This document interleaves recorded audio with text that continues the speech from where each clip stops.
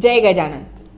आपण सगळेजण सध्या तरी विशेष म्हणजे ग्रामीण भागात असेल किंवा शहरातही भरपूर ठिकाणी आपण नेबरहूड कल्चरमध्ये राहत असतो. म्हणजेच शेजार पाजारी, आपण ज्याला म्हणतो समाज हा आपल्या आयुष्यातला अविभाज्य भाग आहे. पण तोच समाज तुमच्यासोबत काय खुरापात्या करतोय ना हे तुम्हाला माहीत नसतं.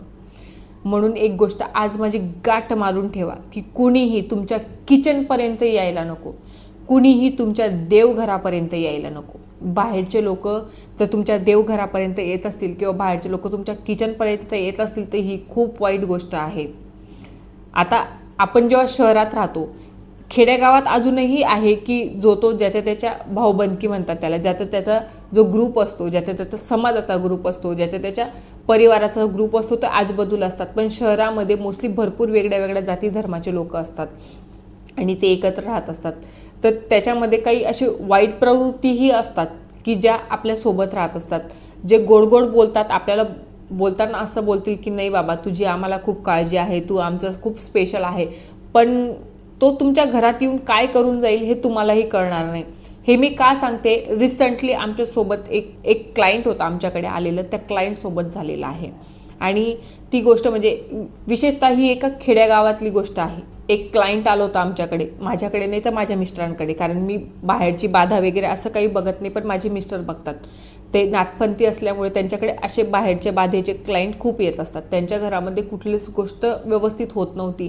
सून आली तीही सून व्यवस्थित राहत नव्हती. मूल बाळ न होणं, लहान मुलाला शिक्षण झालेलं असतानाही जॉब न लागणं, आरोग्याचे तक्रारी असतील, घरामध्ये प्रचंड वादावाद.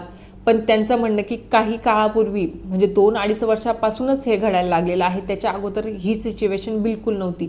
सगळं ऑलवेज वेल होतं घरामध्ये, सगळ्याच गोष्टी छान होते, एकमेकांसोबत सगळेच व्यवस्थित राहत होते, सूनही व्यवस्थित राहत होती, सगळं काही व्यवस्थित होतं. अचानक ह्या गोष्टी घडायला लागल्या. तर त्याचं कारण जेव्हा माझ्या मिस्टरांनी शोधून काढलं तर त्यांच्या घरातला जो कुंकू होता देव्हाऱ्यातला, त्याला मंत्रलेलं होतं. तो थोडासा काढून नेलेला होता आणि त्याला त्यांनी बांधलेला होता. आणि कुंकूच बांधणं, कुंकूला आपण खूप महत्त्व आहे आपल्या सनातन संस्कृतीमध्ये. आणि कुंकूवरच तो कोणी काही बाधा केलेली असेल तर पूर्ण घर फिरतं. त्या लेडीजचे मिस्टरही वारलेले आहेत खूप कमी वयात. आणि असे तेही अटॅक येऊन, म्हणजे खेड्यागावातले लोक प्रॉपरली डाएट फॉलो करणारे, शेतीबाडीचे कामं करणारे, म्हणजे सगळ्या गोष्टी ते एकदम व्यवस्थित फॉलो करणारे. पण तरी असं झालं, कारण काही लोक तुमच्यासोबत खूप छान पद्धतीने राहतात पण ते तितके चांगले आहेतच असं नसतं. त्यांचा तर प्रॉब्लेम सॉल्व्ह झालेला आहे, पण असं तुमच्यासोबतही होत असेल. किचनमध्येही फिरून गेल्यानंतर काहींना तुमचं अवहेलना करतात. तुमच्याकडे पाहून म्हणा, तुमचं किचनमध्ये पाहून म्हणा की काही गोष्टी ते वाईट बोलतात, वाईट व्हायब्रेशन्स सोडून जातात.